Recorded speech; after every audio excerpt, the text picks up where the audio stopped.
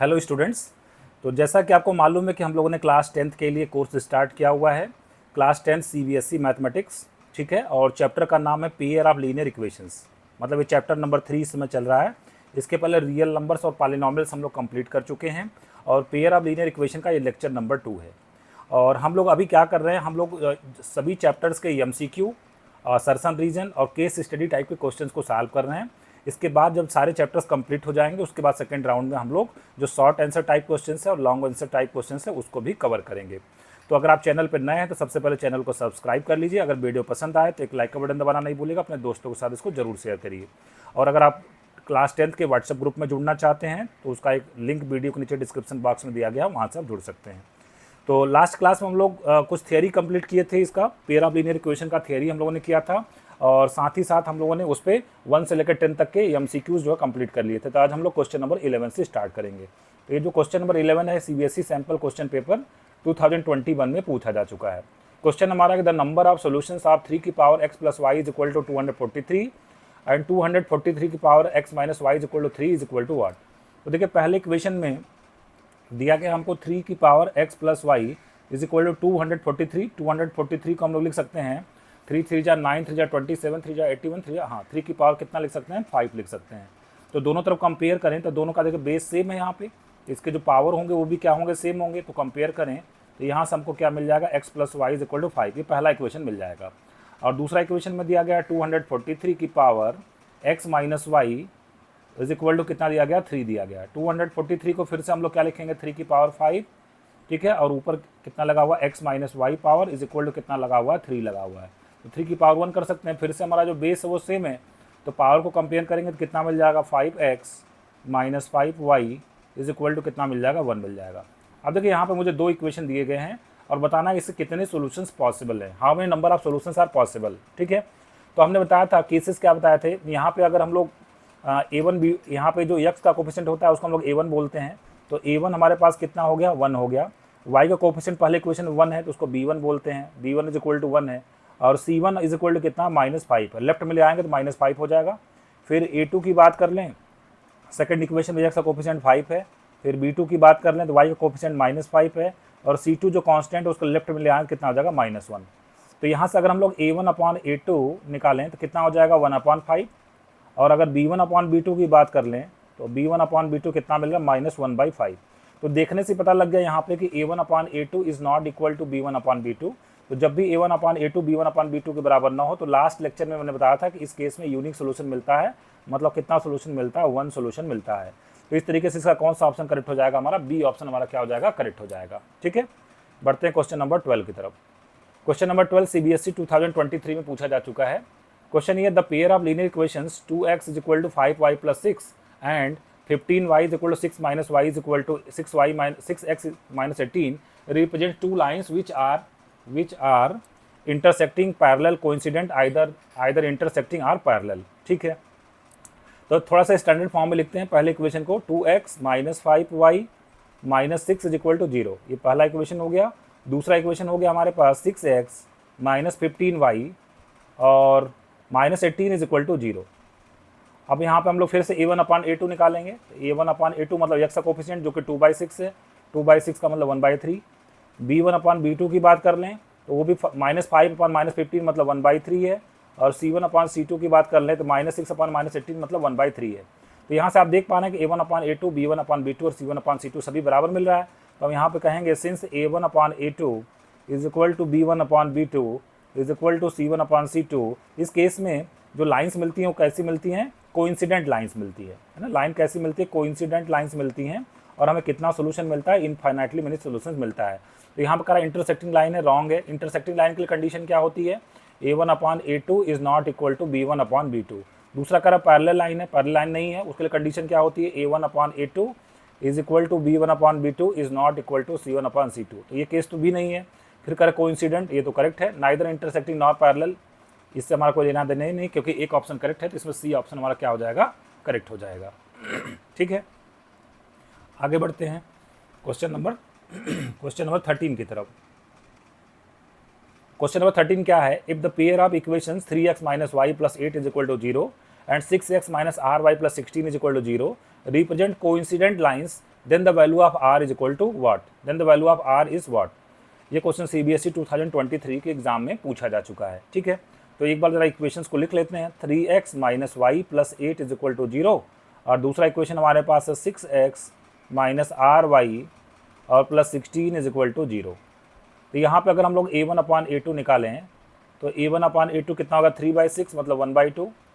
b1 upon b2 की अगर बात कर लें तो कितना है -1 अपान माइनस आर मतलब 1/r है, और c1 अपान c2 हमारे पास कितना है c1 अपान c2 8/16 का मतलब 1/2 है, ठीक है। लाइन कैसी है, कोइंसिडेंट लाइन है, तो कोइंसिडेंट लाइन के लिए कंडीशन क्या होती है, a1 upon a2 is equal to b1 upon b2 is equal to c1 upon c2 होता है। इसमें वैल्यू रखते हैं तो 1/2 is equal to 1/r is equal to 1/2।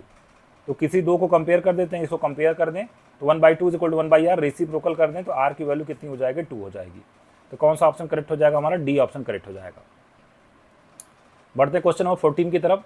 कहा जा रहा 2 lines are given to be parallel, 2 lines are given to be parallel, the equation of one line is this, then the equation of the second line can be. अब देखिए अगर एक line आपको दे दिया जाए 3x minus 2y is equal to 5 और कहा जाए कि इसके पैरेलल लाइन का इक्वेशन लिखे, तो इसके पैरेलल बहुत सारी लाइन हो सकती है, तो उनमें से इस ऑप्शन में कोई एक ही ऐसी लाइन होगी जो इसके पैरेलल होगी, वही आपको पहचानना है। क्वेश्चन CBSE 2021 में पूछा जा चुका है, ठीक है। अब देखिए पैरेलल लाइन की कंडीशन क्या होती है, पैरेलल लाइन कंडीशन होती है कि a1 अपान a2 बराबर मिलना चाहिए b1 अपान b2 के, is not equal to c1 upon c2। तो ऐसी चीज़ें मैच करवानी है, तो ऑप्शन से आपको देखना पड़ेगा। पहले ऑप्शन में अगर लिखें 9x प्लस 8y और इज इक्वल टू 7, तो यहाँ पे मैच करवाएं तो a1 अपान a2 कितना मिल गया हमको, a1 अपान a2 मिल गया 3/9 मतलब 1/3, b1 अपान b2 हमको मिल गया -2/8 मतलब -1/4। देखिए a1/a2 b1/b2 बराबर नहीं आया, तो ऊपर वाला केस फॉलो नहीं हो रहा है, इसका मतलब ये ऑप्शन हमारा इनकरेक्ट है, ठीक है। चलिए तो सी ऑप्शन को चेक करते हैं। तो हमारे पास जो गिवन लाइन है वो कितनी है 3x minus 2y is equal to 5, और ये सी ऑप्शन जो लाइन दी गई वो कितनी है -12x plus 8y is equal to 7। तो यहाँ पर देखते हैं a1 अपान a2 कितना आ रहा है, a1 अपान a2 हमारे पास है -1/4 और b1 अपान b2 हमारे पास कितना है -1/4 और c1 अपान c2 कितना है 5/7 है। तो देखिए यहाँ पे a1 upon a2 is equal to b1 upon b2 but not equal to c1 upon c2।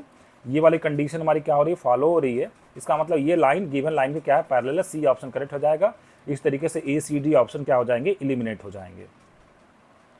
बढ़ते हैं क्वेश्चन नंबर 15 की तरफ।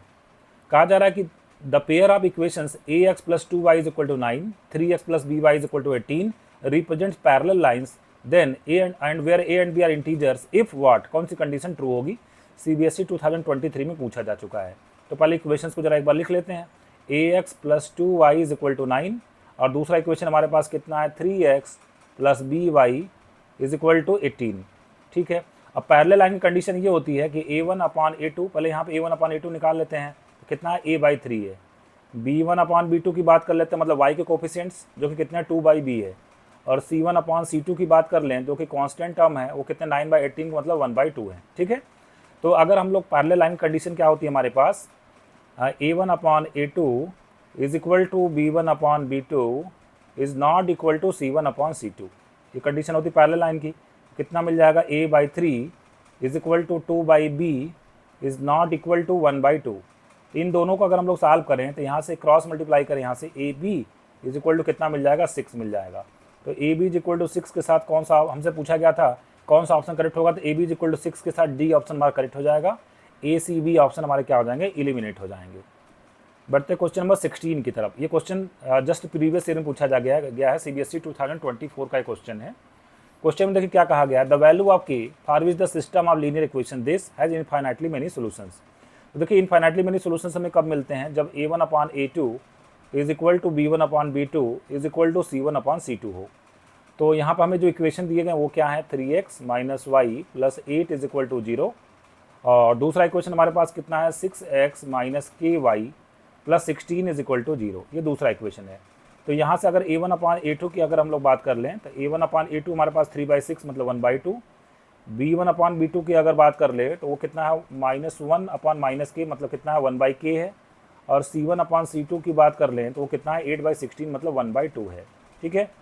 अब ये वैल्यू यहाँ पे पुट करते हैं हम लोग, ठीक है। ये वैल्यू अगर हम लोग पुट करते हैं a1 अपान a2 कितना होगा 1/2, b1 अपान b2 कितना होगा 1/k और c1 अपान c2 भी 1/2 है।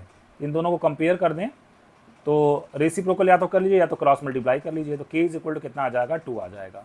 कौन सा ऑप्शन करेक्ट हो जाएगा, बी ऑप्शन करेक्ट हो जाएगा। बढ़ते क्वेश्चन नंबर 17 की तरफ। कहा जा रहा है if the pair of equations x plus Y is equal to root 2 and x sine theta plus y cos theta is equal to 1 has infinitely many solutions then theta is equal to what. अब देखिए pair of linear equation को trigonometry से थोड़ा जोड़ दिया गया है। तो अगर आप ट्रिग्नोमेट्री पढ़ लिए होंगे तो ये क्वेश्चन आपको बहुत ही इजीली आप इसको सॉल्व कर पाएंगे। तो यहाँ पे कहा जा रहा है इनफाइनाइटली मेनी सॉल्यूशंस हैं। इनफाइनाइटली मेनी सॉल्यूशंस की कंडीशन क्या होती है, a1/a2 is equal to b1/b2 is equal to c1/c2। ये इनफाइनाइटली मेनी सॉल्यूशंस की कंडीशन होती है। तो इक्वेशन जरा एक बार लिख लेते हैं, x plus y minus root 2 is equal to 0। दूसरा इक्वेशन हमारे पास x sine theta plus y cos theta minus 1 is equal to 0। तो a1/a2 निकालें, x कोफिशिएंट कितना हो गया 1 बाई साइन थीटा, b1/b2 कितना हो गया 1 बाई कॉस थीटा, और c1/c2 हो गया रूट 2, है ना। c1/c2 हमारे पास कितना हो गया, रूट 2 हो गया। ठीक है, तो चलिए इसी को हम लोग सॉल्व कर देते हैं। 1 by sine theta is equal to root 2/1 reciprocal कर देते हैं। तो sine theta is equal to कितना आ जाएगा 1 बाई रूट 2। और साइन कितने डिग्री की वैल्यू 1 बाई रूट 2 होती है, साइन 45 डिग्री की वैल्यू होती है। तो साइन 45 हो गया। तो इन दोनों को कंपेयर करें तो sine theta is equal to sine 45, तो थीटा की वैल्यू कितनी आ जाएगी 45 आ जाएगा। थीटा इज इक्वल टू 45 के साथ कौन सा ऑप्शन करेक्ट हो जाएगा, हमारा बी ऑप्शन करेक्ट हो जाएगा। बढ़ते क्वेश्चन नंबर 18 की तरफ। कहा जा रहा है if 5x minus 3y is equal to 9 and a minus b into x minus a plus b minus 3 into y is equal to a minus 4b represents coincident lines. अगर ये coincident line है तो a और b की value क्या होगी। अभी coincident line की कंडीशन क्या होती है, a1/a2 is equal to b1/b2 is equal to c1/c2। तो यहाँ से रखते हैं a1/a2 की वैल्यू कितनी हो जाएगी 5/a माइनस b। b1/b2 की बात करें तो कितना हो जाएगा 3/- माइनस तो माइनस कट जाएगा, 3/a प्लस b माइनस 3 हो जाएगा। और c1/c2 की बात करें तो 9/ कितना हो जाएगा a माइनस 4b हो जाएगा। ठीक है, a माइनस 4b। अब पहले और दूसरे को अगर हम लोग सॉल्व करें, क्रॉस मल्टीप्लाई करें तो कितना आ जाएगा 5a plus 5b minus 15 is equal to right hand side में 3a माइनस 3b। लेफ्ट में ले आकर सॉल्व करें 5a माइनस 3a कितना होगा 2a, 5b प्लस 3b कितना हो जाएगा 8b इज इक्वल टू 15। ये हमारा मिल गया पहला इक्वेशन। ठीक है, अब चाहे तो आप ऑप्शन से इसको चेक करवा लीजिए कि इसको सेटिस्फाई कौन करता है। ठीक है, तो या तो फिर अब एक और इक्वेशन आप बना लीजिए, फिर दोनों इक्वेशन को आप सॉल्व कर लीजिए, ऐसे भी कर सकते हैं। तो अगर सेकंड थर्ड को कंपेयर करें तो यहाँ से इक्वेशन क्या मिलेगा हमको 9a plus 9b minus 27 is equal to 9a plus 9b minus 27 is equal 3a minus 12b। ठीक है, तो कितना मिल जाएगा 9a माइनस 3a कितना हो जाएगा 6a, 9b और प्लस 12b 21b और इज इक्वल टू कितना आ जाएगा 27। 3 से डिवाइड कर दें तो 3 2 जा 6, 2a प्लस 3 7 जा 21, 2a plus 3b is equal to 9। ये हमें क्या मिल गया, दूसरा इक्वेशन मिल गया। ठीक है, तो अब देखिए यहाँ से हम लोग इसको सॉल्व भी कर सकते हैं। दूसरे इक्वेशन, पहले इक्वेशन को लिख लेते हैं। पहला इक्वेशन था 2a plus 8b is equal to कितना था 15, ये पहला इक्वेशन। और ये दूसरा इक्वेशन हमारे पास क्या है 2a plus 7b is equal to 9। इसको हम लोग एलिमिनेशन मेथड से सॉल्व करेंगे। देखिए चूंकि a का कोफिशिएंट सेम है तो सब्ट्रैक्ट कर देते हैं, a कट जाएगा, 8b माइनस 7b कितना आ जाएगा b, 15 minus 9 is equal to 6 आ जाएगा। b is equal to 6 option में खोजिए। तो देखिए पहले ऑप्शन में तो b इज इक्वल टू 6 नहीं है, दूसरे ऑप्शन में b इज इक्वल टू 11/10 है, तीसरे ऑप्शन में b इज इक्वल टू 6 है, करेक्ट हो जाएगा। चौथे ऑप्शन में b इज इक्वल टू 33/5 है, ये इनकरेक्ट हो जाएगा। ठीक है, आगे बढ़ते हैं क्वेश्चन नंबर 19 की तरफ। एनसीईआरटी एग्जाम्पलर का ये क्वेश्चन है। कहा जा रहा graphically the pair of linear equation this and this represent two line which are what. अब देखिए यहाँ पे दोनों इक्वेशंस को एक बार लिख लेते हैं। 6x minus 3y plus 10 is equal to 0 पहला इक्वेशन है। दूसरा इक्वेशन है मेरे पास 2x minus Y plus 9 is equal to 0, ये मेरे पास दूसरा इक्वेशन है। ठीक है, अब देखिए अगर a1/a2 निकालें हम लोग तो a1/a2 6/2 कितना आ जाएगा 3, b1/b2 की अगर बात करें तो कितना आ जाएगा 3, c1/c2 मतलब कांस्टेंट टर्म की बात करें तो कितना हो जाएगा 10/9। तो यहाँ से आप देख पा रहे होंगे a1/a2 b1/b2 के बराबर है but not equal to c1/c2। तो since a1/a2 is equal to b1/b2 is not equal to c1/c2, तो ये केस किस चीज़ का है, ये कौन सी लाइन है, पैरेलल लाइन्स का कंडीशन है ना। ये कौन सी लाइन का कंडीशन है, पैरेलल लाइन का कंडीशन है। ठीक है, तो अगर आपने ये थियरी वाला लेक्चर नहीं देखा है तो लेक्चर नंबर 1 आप जरूर देखिएगा। उसमें मैंने आपको डिटेल में बताया था कि पैरेलल लाइन कब आती है, कोइंसिडेंट लाइन कब आती है, इंटरसेक्टिंग लाइन कब आती है, सबके कंडीशन हम लोगों ने डिटेल में बात किया था। ठीक है, तो पैरेलल लाइन के साथ कौन सा ऑप्शन, पहले लाइन में कह रहा है एक इंटरसेक्टिंग लाइन गलत है, दूसरे में इंटरसेक्टिंग लाइन गलत है, तीसरे में कोइंसिडेंट गड़बड़ है, चौथे ऑप्शन कह रहा है पैरेलल लाइन है, तो यही हमारा करेक्ट हो जाएगा, डी ऑप्शन करेक्ट हो जाएगा। बढ़ते हैं क्वेश्चन नंबर 20 की तरफ। कहा जा रहा pair of linear equation this and this, फिर से पूछ रहा क्या होगा, यूनिक सोल्यूशन होगा, एग्जैक्टली 2 सोल्यूशन होंगे, इन्फिनिटी मेनी सोल्यूशन होंगे, नो सोल्यूशन होंगे। ठीक है, अब देखिए यहाँ पे इक्वेशंस को एक बार लिख लेते हैं हम लोग। x + 3y + 5 = 0, ये पहला इक्वेशन है। दूसरा इक्वेशन हमारे पास है -3x - 9y + 2 = 0। चले कंपेयर करते हैं। a1/a2 = -1/3, b1/b2 = -1/3, 3/9 मतलब -1/3, और c1/c2 = कितना हो गया, 5/2 हो गया। ठीक है, तो यहाँ से आपको क्या दिख रहा है, यहाँ से a1/a2 b1/b2 के बराबर है। a1/a2 = b1/b2 but not equal to c1/c2, तो कौन सा केस सही है? इस केस में लाइन कैसी हो जाती है, पैरेलल लाइन, और पैरेलल लाइन हो जाएगी तो नो सोल्यूशन मिलता है ना। पैरेलल लाइन केस में कोई भी सोल्यूशन हमको नहीं मिलता है, तो नो सोल्यूशन मिलेगा, डी ऑप्शन हमारा क्या हो जाएगा, करेक्ट हो जाएगा। ए बी सी ऑप्शन क्या हो जाएंगे, एलिमिनेट हो जाएंगे। बढ़ते क्वेश्चन नंबर 21 की तरफ। कहा जा रहा find the value of k for which the system of equation this and this are inconsistent. Inconsistent का मतलब क्या होता है, नो सोल्यूशन। इनकंसिस्टेंट का मतलब नो सोल्यूशन, और नो सोल्यूशन का मतलब लाइन कैसी होती है, पैरेलल लाइन होती है, पैरेलल लाइन्स होती हैं। और पैरेलल लाइन की कंडीशंस क्या होती हैं, a1/a2 = b1/b2 is not equal to c1/c2। यही यहाँ पे करना है। तो a1/a2 की बात करें तो कितना हो जाएगा, 1/3, b1/b2 की बात करें तो कितना हो जाएगा, 3/k, और c1/c2 की बात करें तो 4/12 मतलब 1/3 है। तो ये कह रहे हैं कि a1/a2 = b1/b2 is not equal to c1/c2 के होना चाहिए। कि यहाँ पे 4 राइट में है और 12 लेफ्ट में है। 12 को राइट में ले जाएंगे तो कितना हो जाएगा, या 4 को लेफ्ट में ले आएंगे तो -4/12 मतलब -1/3 आएगा। ठीक, इन दोनों को कंपेयर कर लें तो कितना हो जाएगा, k = क्रॉस मल्टीप्लाई करें k = 9 हो जाएगा, और इन दोनों को सॉल्व करें कितना हो जाएगा, k is not equal to -9। तो हमें क्या पूछा जाएगा, k की वैल्यू क्या होगी, तो k की वैल्यू 9 होगी। इसका आंसर सी ऑप्शन हमारा क्या हो जाएगा, करेक्ट हो जाएगा। बढ़ते क्वेश्चन नंबर 22 की तरफ। कहा जा रहा है x = a and y = b is the solution of equation x - y = 2 and x + y = 8, then the value of ab = what. तो पहला इक्वेशन है x - y = 2, और सोल्यूशन क्या दिया गया है, x = a and y = b। तो x = a और y = b इसको सेटिस्फाई करेगा। x जहाँ पे a रख देते हैं, y जहाँ b रख देते हैं, तो a - b = कितना बन गया, 2 बन गया। ये हमारा पहला इक्वेशन बन गया। फिर दूसरा इक्वेशन था x + y = 8, और इसको x = a और y = b इसका सोल्यूशन है। यहाँ से मुझे क्या मिलेगा, a + b = 8 मिलेगा। ठीक है, तो देखिए अगर इसको हम लोग ऐड कर दें, इक्वेशन नंबर 1 और इक्वेशन नंबर 2 को ऐड कर दें तो +b - b कट जाएगा, तो 2a = कितना मिल जाएगा, 10 मिल जाएगा। a की वैल्यू कितनी हो जाएगी, 5 हो जाएगी। a = कितना हो जाएगा, 5 हो जाएगा। तो इससे इक्वेशन सेकंड में पुट कर दें, 5 + b = कितना, 8। यहाँ से b की वैल्यू 8 - 5 कितनी हो जाएगी, 3 हो जाएगी। और हमसे पूछा गया a × b क्या आएगा, तो a × b निकालेंगे तो कितना आ जाएगा, 5 × 3 = कितना हो जाएगा, 15 हो जाएगा। तो कौन सा ऑप्शन हमारा करेक्ट हो जाएगा, ए ऑप्शन हमारा क्या हो जाएगा, करेक्ट हो जाएगा। आगे बढ़ते हैं क्वेश्चन नंबर 23 की तरफ।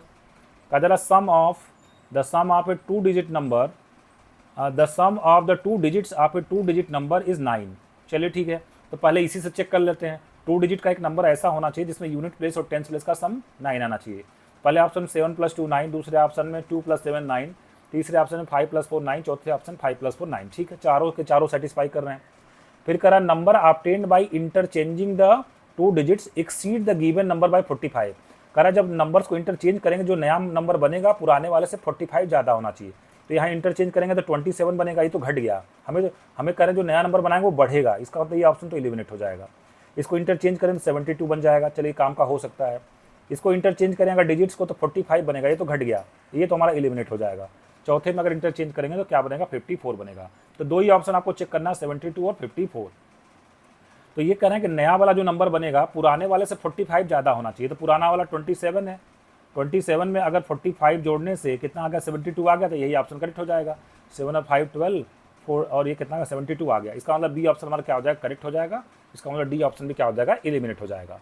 तो देखिए ऐसे क्वेश्चंस को फिर इक्वेशन बना के सॉल्व करने की कोई भी आवश्यकता नहीं होती है। ऐसे क्वेश्चंस को ऑप्शन से अगर आप चेक कर लेते हैं तो आपके टाइम की क्या हो जाएगी, बचत हो जाएगी। ठीक है, बढ़ते हैं क्वेश्चन नंबर 24 की तरफ। कहा जा रहा length of A room exceeds its breadth by 3, length breadth से 3 ज़्यादा है। ठीक है, if the length is increased by 3, अगर कहना है लेंथ को 3 बढ़ा दिया जाए, and breadth is decreased by 2, breadth को 2 घटा दिया जाए,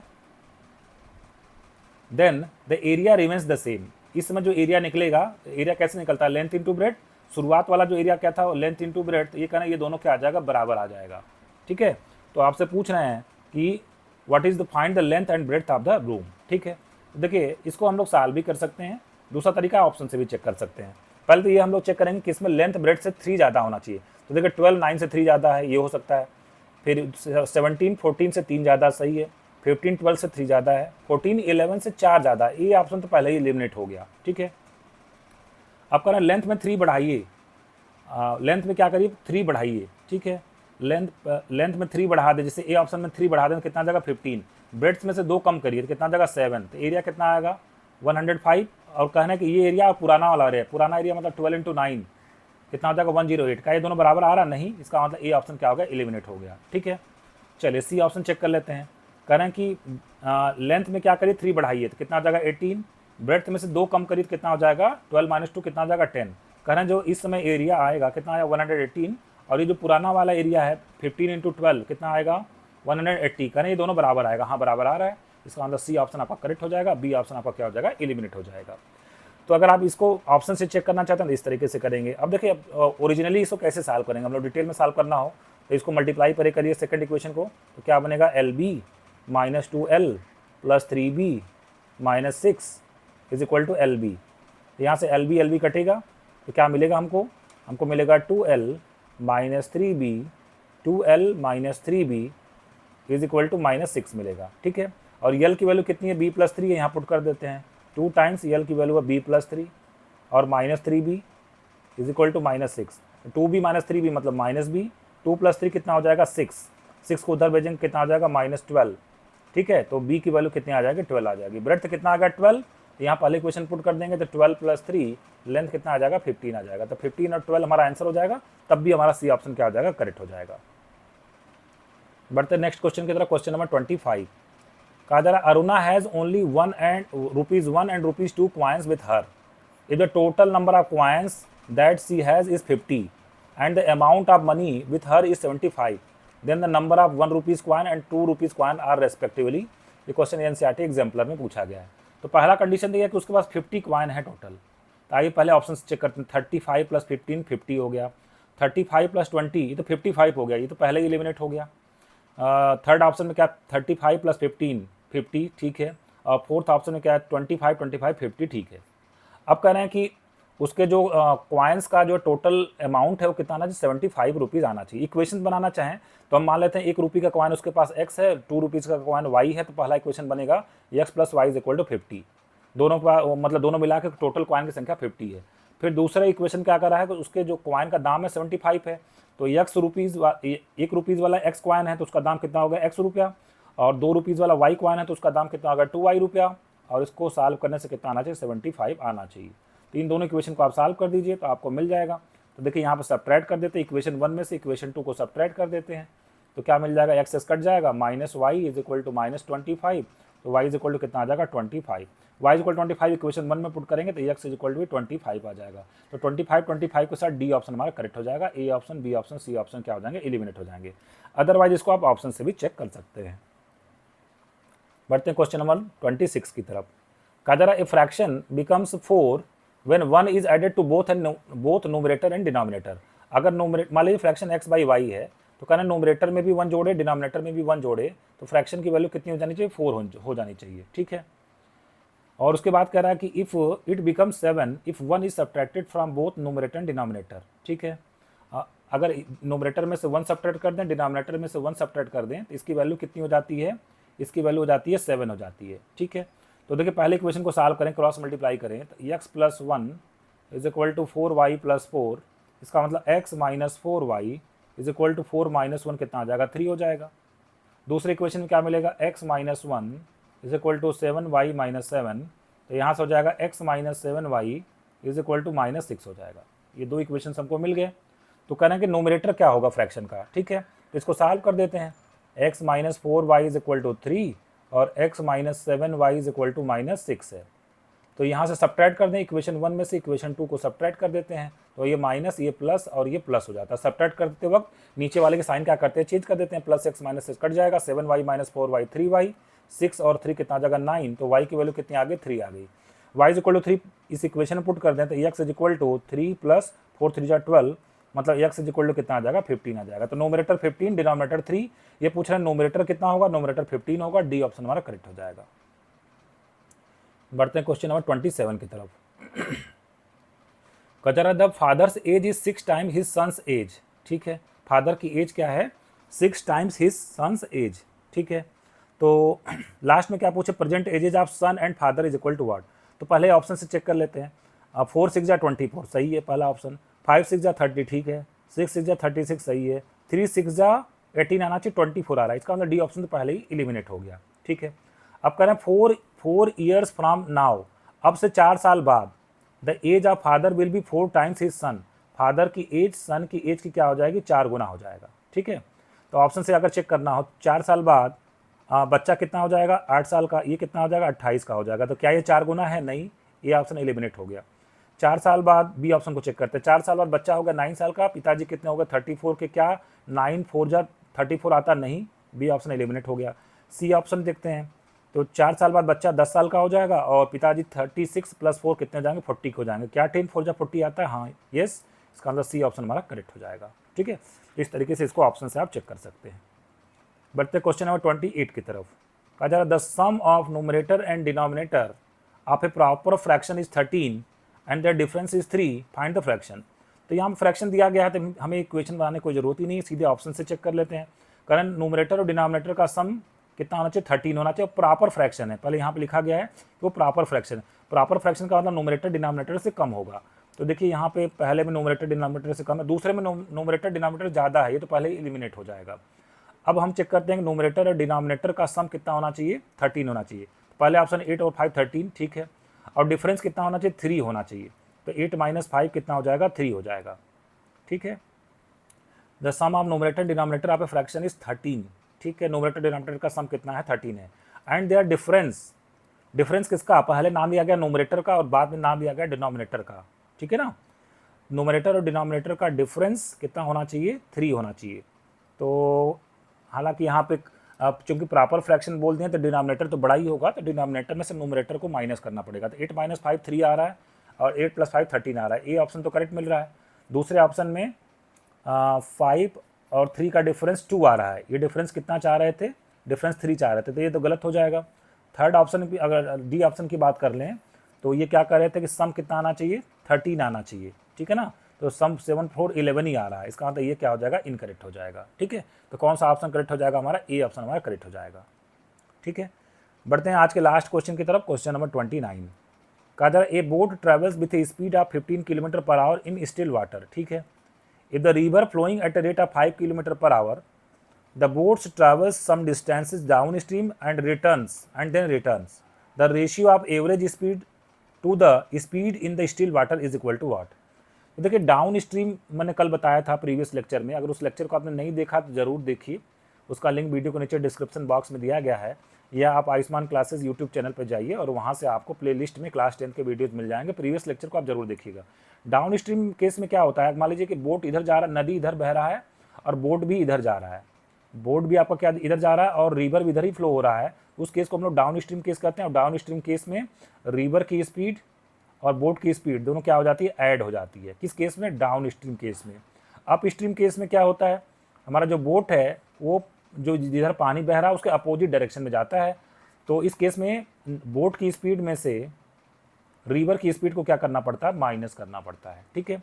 तो यहाँ पे ये रेशियो निकालने करें एवरेज स्पीड, पहले एवरेज स्पीड का फार्मूला क्या होता है, average speed is equal to क्या हो जाता है, average speed total distance upon total time taken, ठीक है। तो ये कुछ डिस्टेंस जाता है, मान लीजिए मैं ये ए से बी तक मान लीजिए जाता है, यहाँ से यहाँ तक, मान लीजिए डिस्टेंस कितना डी है, तो टोटल डिस्टेंस पहले अप स्ट्रीम की बात कर लेते हैं। अप स्ट्रीम में कितना गया d और डाउन स्ट्रीम में कितना गया d, मतलब टोटल डिस्टेंस कितना होगा 2d हो गया। टाइम निकाल लेते हैं। टाइम का फार्मूला क्या होता है, distance upon speed. Time is equal to distance upon speed. तो अगर हम लोग बात करें डाउन स्ट्रीम में तो टाइम कितना हो जाएगा, time is equal to distance कितना गया d और स्पीड कितना हो गया बोट में, और इसका रिवर का स्पीड ऐड कर देंगे 15 + 5 कितना हो जाएगा 20। तो डाउन स्ट्रीम में हो गया d/20 और अप स्ट्रीम में बात करें तो डिस्टेंस तो d हो जाएगा और स्पीड कितना हो जाएगा 15 - 5 कितना हो जाएगा 10 हो जाएगा। तो ये हमारा एवरेज स्पीड आ गया। इसको सॉल्व करते हैं तो नीचे मिलेगा 2d और यहाँ पे d/20, 20 एलसीएम हो जाएगा तो 3d/20, 3d 20 से 20 कटा d और 2d 3d अपॉन कितना हो जाएगा 20। इसको फाइनली सॉल्व करें तो 2d × 20 और अपॉन कितना हो जाएगा 3d हो जाएगा, d कट जाएगा, ठीक है। तो कितना हो जाएगा 40/3 आ जाएगा, 40/3। तो ये आ गया एवरेज स्पीड। अब क्या करें, रेशियो निकालना था, the ratio of average speed, ऊपर एवरेज स्पीड लिखना है, मतलब कितना होगा 40/3 और इसका एवरेज रेशियो निकालना किसके साथ, speed in still water. Still water में क्या करा, boat travels with the speed of 15 kilometre in still water. तो स्टिल वाटर में उसकी स्पीड कितनी थी 15 थी। ये रेशियो निकालना है। तो देखिए अगर हम उसको 3 से मल्टीप्लाई कर दे, रेशियो को किसी भी नंबर से आप मल्टीप्लाई कर देते हैं तो कोई इफेक्ट नहीं होता। नॉन जीरो नंबर से अगर मल्टीप्लाई कर दिए, मैं 3 से मल्टीप्लाई कर देता हूँ तो कितना हो जाएगा 40:45। अब हम लोग 5 से डिवाइड कर दें, रेशियो को किसी नॉन जीरो नंबर से डिवाइड भी कर सकते हैं। 5 से डिवाइड कर दें, 5 8 जा 40, 5 9 जा 45। तो रेशियो कितना आ जाएगा 8:9 हो जाएगा। कौन सा ऑप्शन करेक्ट हो जाएगा, सी ऑप्शन करेक्ट हो जाएगा। तो स्टूडेंट्स आज के लेक्चर को मैं यहीं पे समाप्त कर रहा हूँ। होप सो आपको ये लेक्चर अच्छे से समझ में आया होगा, वीडियो पसंद आया होगा। अपने वैल्यूएबल कमेंट्स आप मुझे लिखकर जरूर बताइएगा कि इसमें आप कौन सी चीज़ें और ऐड करवाना चाहते हैं। ठीक है, मिलते हैं फिर से नेक्स्ट लेक्चर में इसके आगे की चीज़ों के साथ। Thank you very much.